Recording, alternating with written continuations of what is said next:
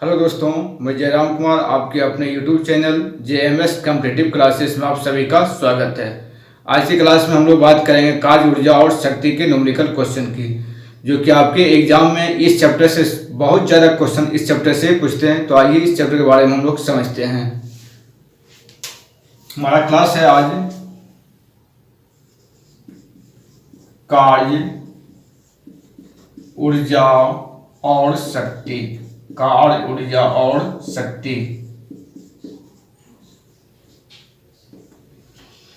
यानी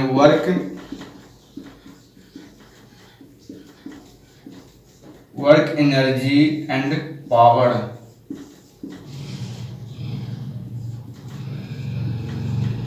work energy and power, कार्य ऊर्जा और शक्ति।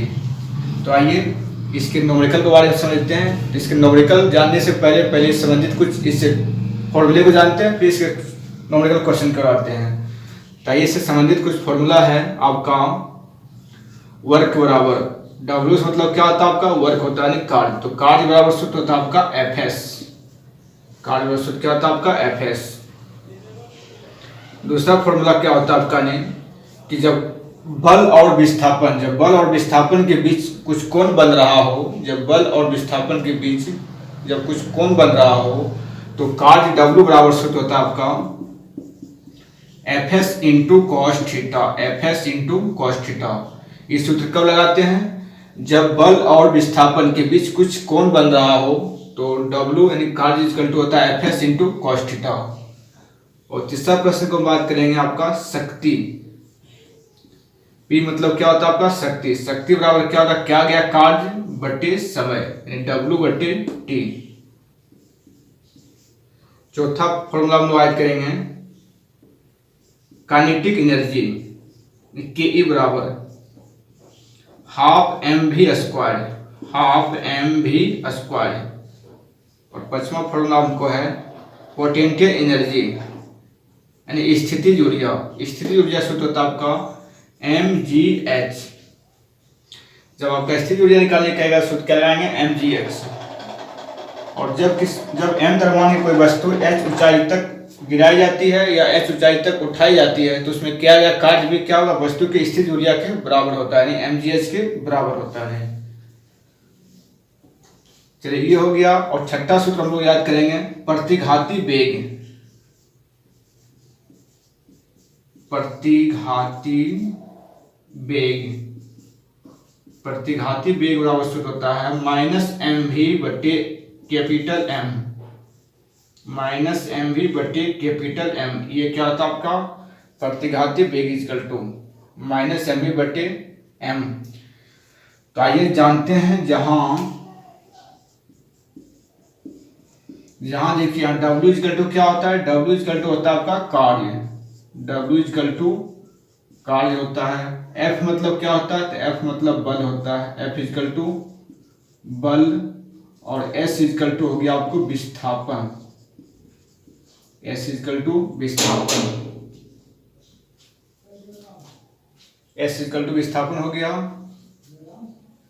P मतलब होता है शक्ति। P इक्वल टू शक्ति।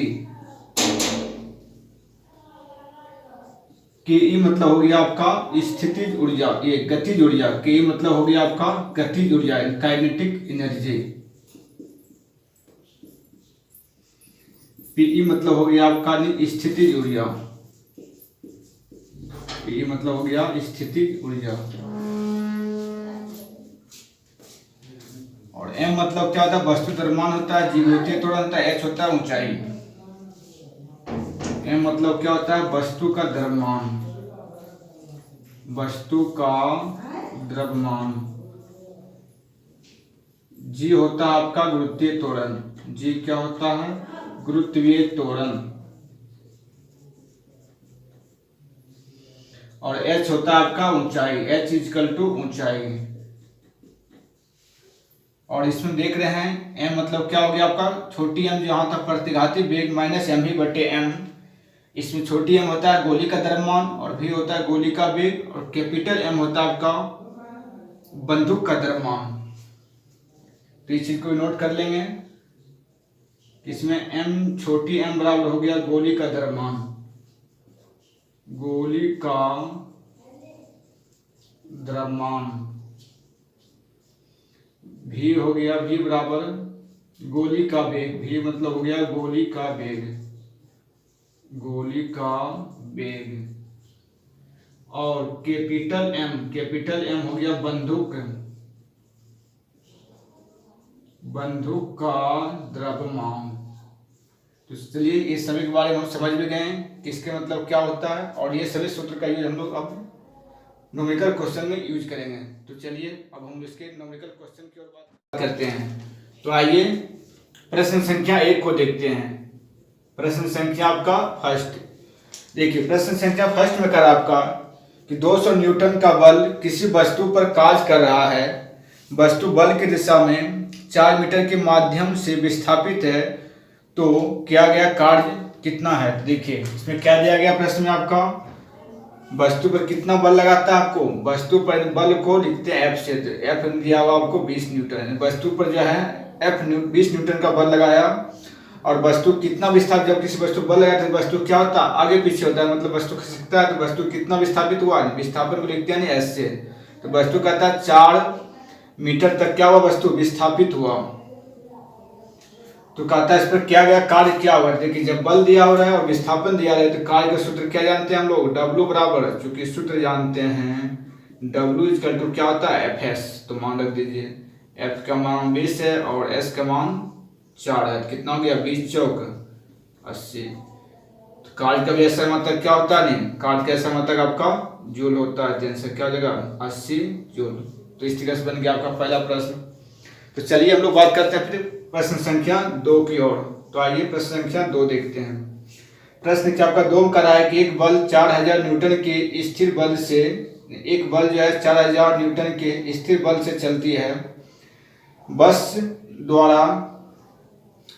द्वारा किया गया कार्य 2000 जूल है, बस द्वारा तय गई दूरी क्या है। देखिए एक जो है बल जो है किसी वस्तु को मतलब जो है बल कितना पे लगा रहा है, इसमें बल का मान दिया हुआ आपका F का मान कितना दिया हुआ आपका 4000 न्यूटन। देखिए बल का मान दिया 4000 न्यूटन दिया गया है, और इस पर कितना कार्य होता है, इस पर कार्य दिया हुआ है W बराबर आपको लिखा हुआ है 20 न्यूटन 20 जूल। कार्य इसमें कितना होता है आपका 2000 जूल होता है, कितना होता है आपका कार्य इसमें आपका 2000 जूल होता है, कार्य होता है। तो कहता है बस द्वारा तय की दूरी, मतलब बस पर जो है इतना न्यूटन का बल लगाया और कार्य कितना हुआ आपका 2000 जूल कार्य हुआ, तो वस्तु कितना दूरी तय किया यानी उसको निकालना है, यानी क्या निकालना है तय की दूरी, यानी विस्थापित, मतलब वस्तु जो कितनी दूरी तक विस्थापित होती है, क्या निकालना हमको S का मान, S इक्वल टू वाट। तो चूंकि हम सूत्र जानते हैं कि W बराबर क्या होता है आपका W इक्वल टू Fs, तो मान रख दीजिए W का मान दिया गया कितना है 2000 जूल, यहाँ हो जाएगा आपका 2000, F का मान देखिए है 4000, S का मान नहीं दिया हुआ तो S को S छोड़ देते हैं। देखिए ये से ये कटेगा, कितना बार में कट रहा है, ये आपका कट रहा है 2 बार में, यहाँ कितना हो गया 1। तो अब देखिए S का मान निकालना है, तो इसलिए S इक्वल टू क्या हो जाएगा आपको 2 आएगा इधर, इसका बट्टे हो जाएगा 1/2, 1/2 मतलब क्या हो गया आपका ने भाग दीजिएगा 1/2 मीटर, 1/2 को हम क्या ले सकते हैं 0.5 मीटर हो गया, यानी वस्तु जो है कितना मीटर विस्थापित होगा नहीं, तो बस जो है 0.5 मीटर तक क्या होगा दूरी तय करेगा। तो आपका क्या निकल गया, इसमें विस्थापन निकल गया। तो चलिए आते हैं प्रश्न संख्या 3 की ओर। तो देखिए प्रश्न संख्या 3 की बात करते हैं। प्रश्न संख्या आपका 3 कर रहा है कि 20 न्यूटन का एक बल एक वस्तु को 2 मीटर विस्थापित कर देता है और 20 जूल कार्य करता है, बल और विस्थापन के बीच का कोण क्या होता है। कहता है बल और विस्थापन के बीच बने कोण का मान निकालना। देखिए एक बल है जो किसी वस्तु को कितना बल लगाता है 20 न्यूटन का, F का मान दिया हुआ 20 न्यूटन, बल का मान दिया हुआ 20 न्यूटन, और इस पर कितना कार्य होता है, इस पर कार्य जो होता है W इक्वल टू 20 जूल भी कार्य हो रहा है, और वस्तु जब इतना बल लगाए तो कितना वस्तु विस्थापित होती है, S का मान भी दिया हुआ है, S इक्वल टू दिया हुआ है 2 मीटर, S का मान कितना आपका 2 मीटर। तो कहता बल और विस्थापन के बीच बने कोण का मान ज्ञात की। देखिए जब बल और विस्थापन के बीच आपको कोण का मान निकालने का है या तो कोण दिया हुआ है, तो तो कार्य का सूत्र क्या होगा, कार्य डब्ल्यू बराबर F S into cos theta का यूज करेंगे। तो देखिए यहाँ पर आपको बल और विस्थापन के बीच बने कोण का मान निकालना है, इसलिए कौन सूत्र लगाना है कार्य के लिए, W equal to F S into cos theta, क्योंकि कार्य का सूत्र क्या जानते हैं, एक सूत्र होता है आपका डब्ल्यू इक्वल क्या होता है आपका F S into cos theta. तो इस पर हम लोग मान रखेंगे, मान देखिए डब्ल्यू का मान कितना दिया गया आपका 20 है, एफ के मान कितना है 20, एस के मान 2 है और कॉस थीटा का मान कुछ नहीं दिया तो इसको ऐसे छोड़ देते हैं। देखिए आपका 20 से 20 क्या हुआ, हो जाएगा आपका कैंसिल, 20 से 20 कैंसिल हो गया, क्या हो गया नहीं, एक इजकल टू 2 कॉस थीटा, ये 2 गुणांक है, इसको इधर लाएंगे तो क्या जाएगा आपको आएगा बट्टे में, तो हो जाएगा 1/2 इजकल टू कॉस थीटा। आप देखिए यहाँ सोचेंगे कि 1/2 कॉस कितना का मान होता है आपका, नहीं हाफ जो है कॉस 60 का मान कितना होता है, आपने आपको हाफ डिग्री, यहाँ क्या जगह नहीं 1/2 जो होता है आपका कॉस 60 डिग्री का मान होता है, इसलिए 1/2 की जगह क्या लिखेंगे हम लोग कॉस 60 लिखेंगे, क्योंकि 1/2 जो होता है कॉस 60 डिग्री का मान होता है, बराबर कितना है यहाँ पर बराबर में कॉस थीटा। देखिए कॉस से कॉस कैंसिल हो जाएगा, यहाँ पर बचेगा थीटा, थीटा इक्वल टू कितना 60 डिग्री, तो निकल गया, इसीलिए थीटा इक्वल टू आपका कितना होगा, तो 60 डिग्री आंसर होगा। चलिए आप ये प्रश्न समझ गए हैं, तो हम लोग फिर बात करते हैं प्रश्न संख्या 4 की ओर। तो आइए प्रश्न संख्या 4 को इधर बात करते हैं। तो देखिए प्रश्न संख्या 4, प्रश्न 4 में कह रहा है कि 14 केजी द्रव्यमान की किसी वस्तु 5 मीटर पर सेकंड के समान वेग से बढ़ रही है, वस्तु में निहित गतिज ऊर्जा ज्ञात कीजिए। देखिए इसमें क्या दिया गया आपको, इसमें आपको दिया गया है वस्तु का द्रव्यमान, तो वस्तु द्रव्यमान को किससे लिखते हैं, नहीं वस्तु के द्रव्यमान को हम लोग m से लिखते हैं। देखिए m बराबर कितना दिया गया आपका 14 केजी, वस्तु का द्रव्यमान दिया आपका 14 केजी, और इसमें वस्तु का जो वेग जो है कितना है, v का मान दिया गया आपको 5 मीटर पर सेकेंड, और क्या चीज दिया गया इसमें, तो कहता है इसमें वस्तु में निहित गतिज ऊर्जा। तो देखिए गतिज ऊर्जा का सूत्र क्या जानते हैं, के बराबर सूत्र क्या जानते हैं, हाफ mv²। तो देखिए मान रखिए यहाँ क्या हो जाएगा मान आपका, तो यहाँ देखिए हाफ m का मान 14 है, v का मान कितना है 5, स्क्वायर मतलब क्या हुआ डबल वर्ग गुना करें, देखिए इसे कटेगा कितना 7 वर्ग, 5 25 25 25 सत्य कितना होता है 175, कितना जाएगा 175 जूल का ऊर्जा का वैसे मतलब क्या होता है जूल होता है, तो इसलिए 175 जूल हो जाएगा। तो इस पर निहित गतिज ऊर्जा कितना होगा आपका 175 जूल होगा। चलिए आप ये प्रश्न समझ गए, हम लोग फिर बात करते हैं इसके नेक्स्ट क्वेश्चन 5 की ओर। तो आइए प्रश्न संख्या 5 की बात करते हैं। प्रश्न 5 का आपका 70 केजी के भार को उठाने के लिए जो 9800 जूल की ऊर्जा का प्रयोग किया गया, तो भार को डैश ऊंचाई तक उठाया गया, इसमें ऊंचाई निकालना है। देखिए इसमें क्या दिया गया आपको, वस्तु का भार दिया होगा, m इक्वल टू कितना दिया 70 केजी, वस्तु का वजन दिया 70 केजी, और वस्तु का कितना कार्य होता है w का मान दिया गया है, w का मान दिया आपको 9800 जूल।